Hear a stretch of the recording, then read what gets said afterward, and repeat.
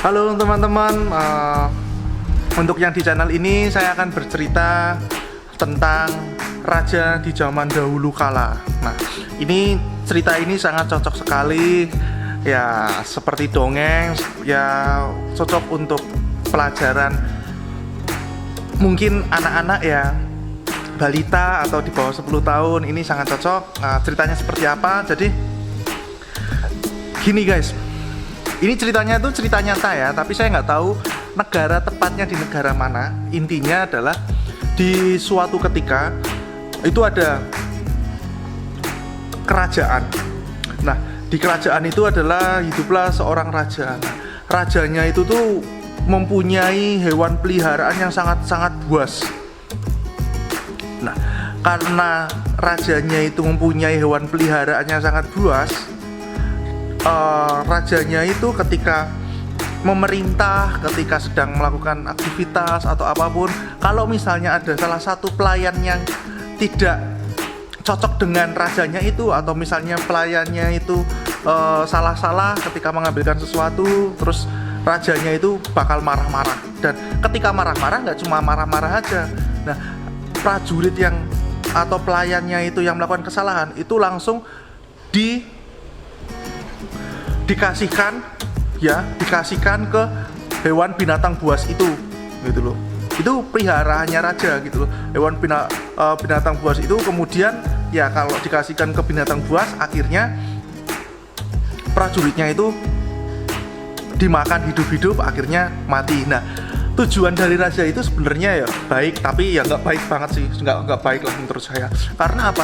Karena menurut rajanya itu dengan ada pelayan atau prajuritnya itu yang melakukan kesalahan, kemudian dikasihkan ke hewan binatang liarnya itu, binatang buasnya itu, kan jadi prajurit dan pelayannya itu kan jadi takut ketika akan melayani sang raja. Jadi ketika melakukan kesalahan langsung dikasihkan ke binatang buas itu, gitu loh. Jadi prajurit-prajurit yang di sana, terus pelayan-pelayan di sana sangat ketakutan, sehingga raja selalu dilayani dengan baik ya, meskipun harus dilayani dengan baik karena adanya ketakutan itu, gitu loh. Dan itu disaksikan sama semua warga, semua prajurit, semua pelayan yang ada di situ, gitu loh. Dibuang ke situ, di tengah gitu, dari atas dibuang, kemudian dimakan hidup-hidup, gitu loh. Banyak orang yang menyaksikan.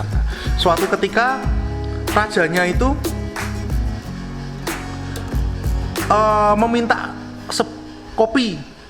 kopi, kalau nggak teh, anggap aja minta teh. Nah, karena pelayannya itu sudah tua, sudah mengabdi sama rajanya itu selama 30 tahun, kemudian pelayannya itu salah dengar saat itu, mungkin ketika itu sedang sakit atau sedang apa gitu. Ini kisah nyata. Nah, kemudian raja itu minta teh yang dibuatkan sama pelayan itu adalah kopi. Nah, ketika dibuat kopi, terus dikasihkan raja sedang berbincang-bincang, ketika minum langsung disemprot karena raja meminta teh bukan kopi. Terus dipanggil lah pelayan yang tadi buat, terus dia sudah rajanya marah-marah, tapi loh kok ini pelayan yang biasanya bener kok tiba-tiba salah. Nah, itu marah-marah karena peraturannya sudah dibuat sama sang raja, ya mau nggak mau dia waktu itu juga, hari itu juga harus dikasihkan ke binatang peliharaannya itu, binatang buas kayak gitu loh. Nah, suatu ketika dia nangis-nangis, dia meminta maaf, dia memohon maaf, raja tidak mau terima itu karena yang sudah langsung dikasihkan ke binatang buas. Singkat cerita, si pelayannya itu meminta kepada sang raja, halo sang raja, saya memohon maaf sekali, saya meminta maaf sekali, saya telah melakukan kesalahan. Nah, saya diizinkan, saya terima keputusan sang raja, saya dibuang ke binatang liar untuk dimakan, saya terima. Nah, tapi saya meminta satu syarat, saya diberi waktu selama 10 hari sebelum saya diberikan ke binatang buas itu, gitu loh. Karena saya sudah mengabdi 30 tahun kepada sang raja. Akhirnya singkat cerita, raja berpikir, oh yaudah nggak apa-apa, yang penting kamu setelah 10 hari kamu harus masuk ke kandang itu terus disaksikan banyak orang terus kamu dimakan hidup-hidup. Rajanya menyetujui permintaan dari pelayannya itu. Pelayannya itu kemudian yang dilakukan pelayannya itu apa? Selama 10 hari. Nah, pelayannya itu yang dilakukan adalah apa? Dia menggantikan posisi penjaga yang menjagain binatang liar itu, gitu loh. Dia meminta sama yang jaga binatang liar itu, buat saya aja. Saya selama 10 hari saya yang akan mengasuh binatang liar itu, gitu. Oh ya, padahal kamu nggak pernah loh, gitu. Nggak apa-apa, saya akan mengasuh. Saya akan yang mandiin, saya akan yang ngasih makan. Hari pertama, hari kedua, hari ketiga dia mandiin, dia ngasih makan, dia mencoba untuk memberanikan untuk mandiin itu, untuk membersihkan kotoran-kotorannya. 3 hari ketiga, hari keempat, hari kelima akhirnya binatang liarnya itu, peliharaannya raja itu ada 5 kalau nggak salah. Akhirnya mengenal si pelayan itu, dimandiin hari ke-6, hari ke-7, hari ke-8, hari ke-9 hingga hari ke-10 dia yang dilakukan adalah melayani binatang itu, binatang peliharaannya yang dia bakal makan, gitu loh. Alhasil di hari ke-10 hari H sudah tiba, pengumuman bahwa dia akan dieksekusi. Saat hari dieksekusi itu sudah dilihatin banyak prajurit sama raja-raja, kemudian dia ditendang, dia akhirnya jatuh ke lubang yang di bawahnya itu isinya itu binatang-binatang buasnya Baginda Raja.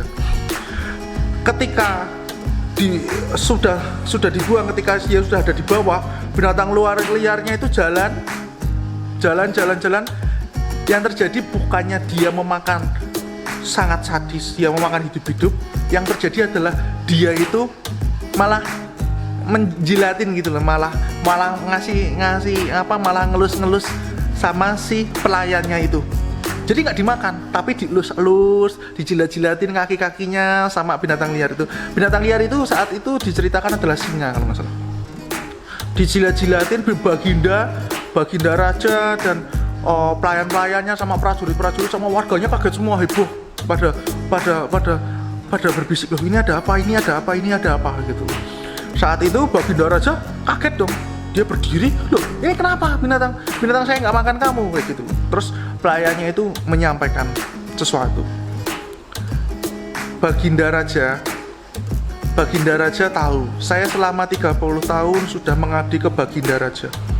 Saya cuma melakukan satu kesalahan ke Baginda Raja, tapi Baginda Raja tidak melihat kebaikan saya. Dan hewan peliharaan Baginda Raja yang buas ini, saya cuma melayani dan mengayomi, saya memandiin, saya membuang kotoran cuma selama 10 hari. Tapi apa yang terjadi? Dia tidak jahat kepada saya, dia tidak memakan saya. Yang terjadi dia malah memberi kasih sayang juga yang tulus kepada saya. Meskipun dia tidak diberi makan dan dia harusnya makan dan makanannya itu adalah saya, tapi dia lebih untuk tidak memakan saya karena dia tahu selama 10 hari yang memelihara dia, yang membersihkan kotorannya dia adalah saya, gitu.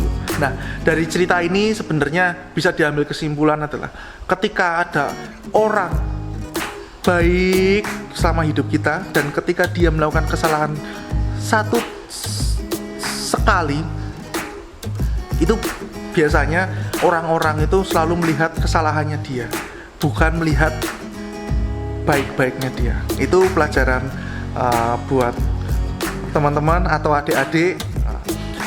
Ketika kita ada teman yang jahat kepada kita jangan melihat kejahatannya, tapi kita lihatlah kebaikannya. Untuk kejahatannya biarlah urusannya dia sama yang di atas. Begitu, terima kasih teman-teman, semoga bermanfaat dan semoga menghibur cerita saya. Mohon koreksinya ada di kolom komentar sehingga kita bisa sama-sama sharing. Terima kasih teman-teman.